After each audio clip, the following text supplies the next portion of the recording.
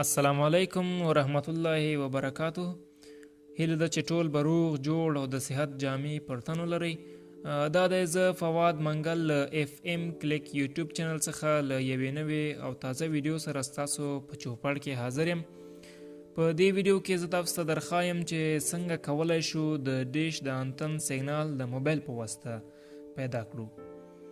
خو له ټولو مخکې غواړم یادونه وکړم چې که چیرې تاسو زما چینل ته نوي راغلي یاست او تر اوسه مو نوي سبسکرایب کړی نو د مهربانۍ له مخې سبسکرایب کړئ او تر څنګ یې د زنګ نښان هم ووهئ ځکه چې زموږ له هرې نوې ویډیو څخه پر وخت خبر شئ. نو وخت مو نه نیسم، راځو ویډیو پیلوو. د دې لپاره یو اپلیکیشن پکار دی چې په پلی سټور کې شته. لومړی هلته ورځو، د سرچ برخې ته ځو، هلته لیکو سات فاینډر، سرچ کوئ. دغه لومړی اپلیکیشن دی. زه به کوښښ وکړم چې لینک یې د ویډیو په ډسکریپشن کې هم کیږدم. نو له دغه چینل څخه اپلوډ شوی دی. دا اپلیکیشن به ډاونلوډ کړئ. ما تیار ډاونلوډ کړی دی، اوپن کوم یې.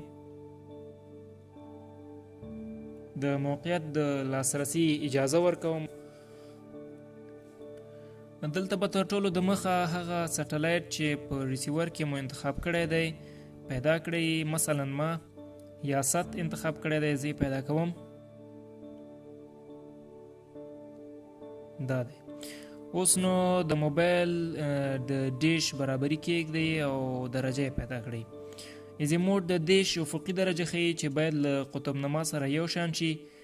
مثلا هلته 214 درجې ده، قطب نما هم تر 214 درجو پورې وڅرخوئ او یا له دې ځای څخه د نقشې ته ولاړ شئ او داسې برابر کړئ لکه زه چې څه ډول برابروم.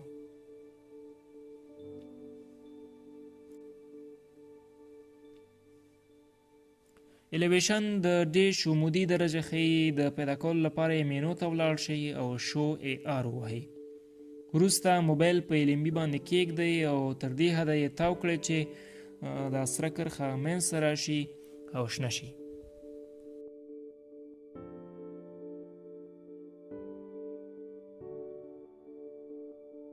نو په دغه طریقه وړاندې لاړ شئ. انشاءالله چې 100 په 100 کې کار کوي. او په وروستیو کې بیا هم له تاسو څخه هیله لرم چې زما چینل سبسکرایب کړئ، ویډیو له نورو ملګرو سره هم شریکه کړئ تر څو هغوی هم ورڅخه استفاده وکړي. نو تر بیا چې زه له یوې نوې ویډیو سره ستاسو په درانه چوپړ کې حاضرېږم، تر هغې مو په پاک رب سپارم. ښاد، آباد او بریالي اوسئ.